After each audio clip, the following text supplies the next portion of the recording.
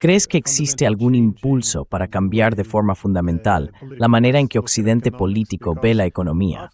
Porque después de 2 guerras mundiales, parecía que habíamos aprendido un poco la lección con el capitalismo desenfrenado. De 1945 a 1980 tuvimos, cierta moderación. Hubo más intervención en la economía por distintos motivos, pero aún así, esto se consideraba aceptable. Sin embargo, hacia los años 70, como mencionaste antes, nos encontramos con estancamiento económico.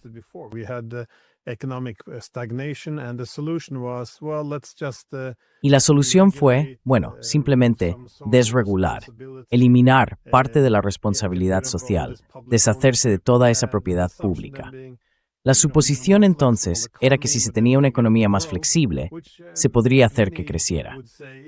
Muchos dirían que sí, que fue una buena idea para poner las cosas en marcha, pero que probablemente habría sido mejor como una herramienta temporal hasta que la economía volviera a funcionar y luego reintroducir parte de la regulación y la responsabilidad social. Pero en lugar de eso, vimos en los años 80 esos mercados desregulados, donde el mercado se desbocó sin ninguna intervención.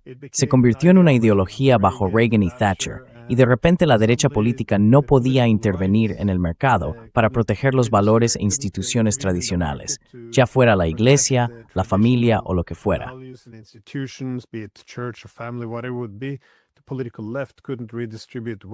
La izquierda política no pudo redistribuir la riqueza. Y ya sabes, se vieron cómo los problemas se acumulaban durante los años 80. Se podría haber pensado que al final de los 80 había llegado el momento de apretarse un poco el cinturón y asegurarse de que la sociedad no se descontrolara, como mencionabas, con las desigualdades económicas. Pero luego, por supuesto, la Unión Soviética se derrumba y de repente la economía liberal se dispara con la soberbia que siguió. Durante los últimos 30 años, todos hemos estado adorando en el altar del libre mercado, donde, el mercado se encargará de todo. La sociedad es solo un apéndice que sigue a donde quiera que vaya el mercado. Pero parece que hemos llegado al final del camino.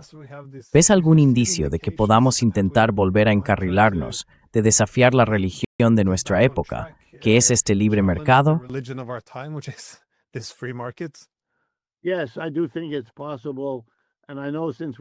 Sí, creo que es posible. Y como estamos llegando al final de nuestro tiempo, permíteme ser valiente y decirte lo que imagino que podría suceder.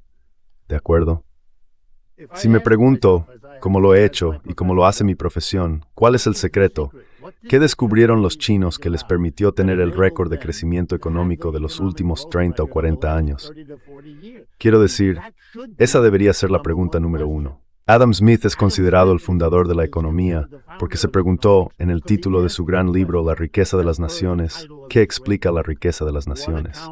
Esa fue su pregunta. Debería ser la nuestra.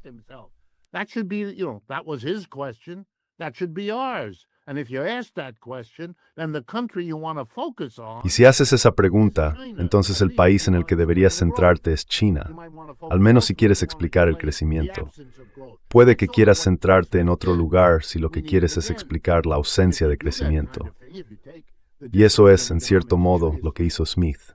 Necesitamos eso de nuevo. Si tomas la disciplina de la economía en serio, sabrás que los chinos han procedido preguntándose, ¿qué se necesita para lograr el crecimiento económico? ¿Qué deberíamos hacer como empresas estatales y qué deberíamos hacer como empresas privadas? ¿Qué debemos hacer para mantenerlo en manos chinas? ¿Qué podemos permitir que hagan manos extranjeras?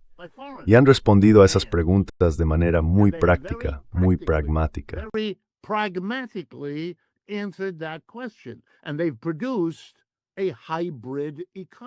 Y han producido una economía híbrida, una economía que varía un poco, pero que es aproximadamente 50-50 entre lo privado y lo estatal. Muy china, pero con un amplio margen para que las empresas extranjeras puedan operar. Muy práctica. No han sido ideológicos. No hicieron lo que se podría decir que hicieron los rusos al dar prioridad a la empresa estatal, ni hicieron lo que hizo Occidente al dar prioridad a la empresa privada y elevarla al nivel de histeria ideológica.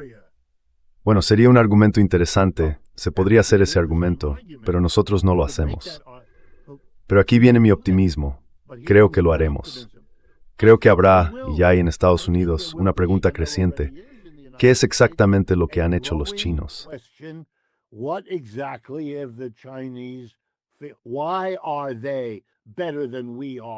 ¿Por qué son mejores que nosotros en vehículos eléctricos, en paneles solares, en inteligencia artificial que es prácticamente utilizable y así sucesivamente?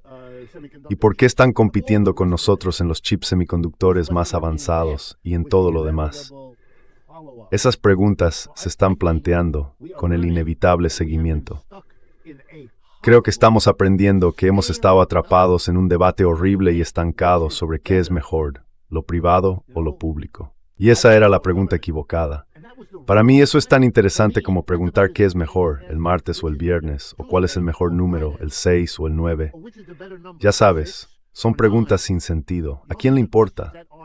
Lo que importa son los resultados, no esta prueba de pureza entre lo público y lo privado. ¿De dónde sacamos esa idea tan absurda?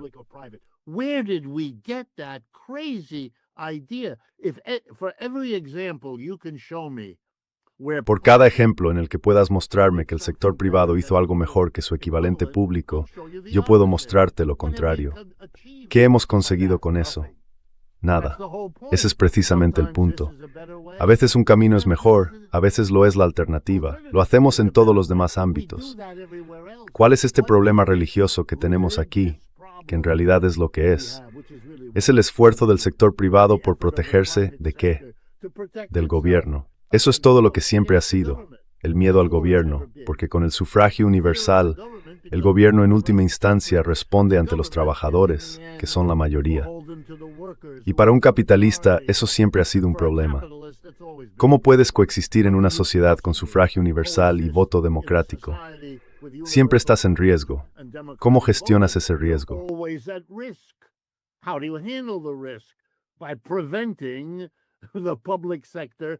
Al impedir que el sector público toque tu economía, la estás frenando para que no ejerza sus orígenes democráticos y controle la vida económica.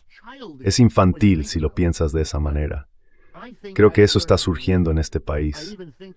Incluso pienso que forma parte de la huelga general en Minneapolis hoy. Es una toma de conciencia entre la gente, finalmente, de que realmente tienen que hacerse con el control del sistema. Incluso la popularidad del señor Trump se basó en un intento de decirle al pueblo estadounidense lo que ya sabía. Habéis perdido todo control. Votadme a mí, pondré en práctica lo que queréis. Le votaron, y no está cambiando nada. Esa es la realidad. No cambió nada fundamental en su primera presidencia, y todo lo que está haciendo en la segunda son más teatralidades. Aprendió que tiene que dominar el ciclo diario de noticias, y es mucho mejor en eso que la primera vez. He's much better at that than he was the first time. And the Europeans, unfortunately, play into that. Y los europeos, por desgracia, contribuyen a ello. Pero creo que la esperanza es que tanto el pueblo europeo como el estadounidense busquen cambios en Occidente comparables a los que están experimentando Rusia y China. ¿Y cuáles podrían ser esos cambios? Permíteme terminar con esta provocación. ¿Qué impide a los europeos decidir que apostaron por el caballo equivocado? Deberían seguir al señor Putin en una larga y difícil, pero potencialmente transformadora, reorientación mundial. Se rumorea que Macron preguntó una vez si él y Francia podían unirse a los BRICS.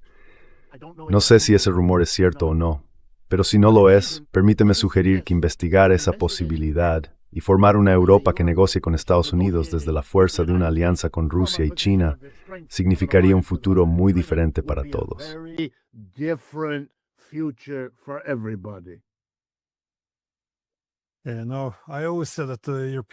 Siempre digo que los europeos podrían aprender un poco de la forma en que China se desarrolló.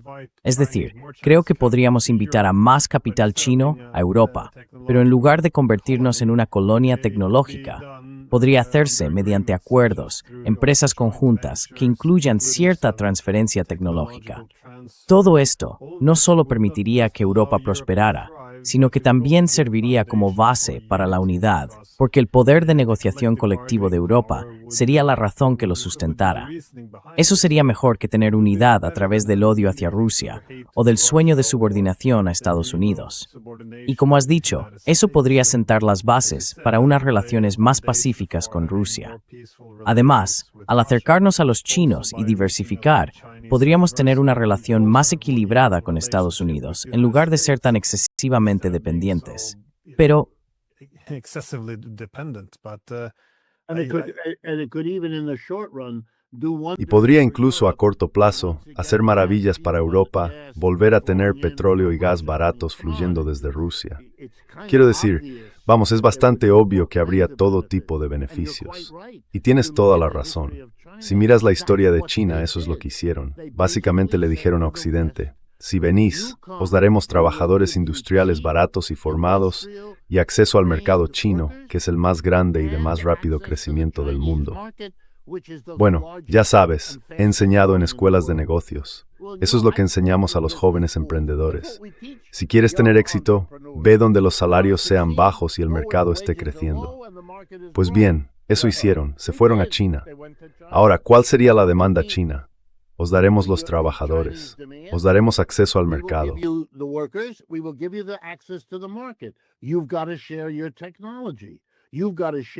Tienes que compartir tu tecnología, tienes que compartir tu sistema de distribución. Si te fijas en los grandes minoristas de Estados Unidos, están dominados por Walmart y Target. Y lo que encuentras en esas tiendas son principalmente productos chinos. Pero los chinos que podrían producir un producto mejor nunca habrían podido acceder al mercado estadounidense sin un sistema de distribución. Les habría llevado 50 años construir uno. En su lugar, hicieron un trato con una corporación estadounidense. Walmart, que es la corporación más rica y el mayor empleador de Estados Unidos, depende absolutamente de China. China forma parte de la historia de Walmart. Así que si Walmart pudo hacerlo, dime, ¿por qué no podemos hacerlo todos? Why can't we all do this? Learn from the Chinese, work out a deal. Aprended de los chinos, llegad a un acuerdo y Europa sería la beneficiaria. También podría redactar los contratos. Europa es un mercado rico, todavía lo es. Europa tiene, ¿qué?, 300 o 400 millones de personas comprando materiales. Y Europa tiene menos problemas de desigualdad que nosotros. Estáis en una buena posición. Los chinos necesitan vuestros mercados y así sucesivamente. Aún podéis hacerlo, pero tenéis que hacerlo. Y eso requiere vuestra disposición a cuestionar lo que estáis haciendo. Todo lo que veo, y por favor corregidme si me equivoco, es a un Starmer, un Macron, un Merz y una Meloni incapaces, y los demás no son mejores, incapaces siquiera de empezar a pensar de otra manera que no sea que Rusia es el gran oso del que deben preocuparse. Hay algo muy patético en todo esto. There's something very pathetic about it all.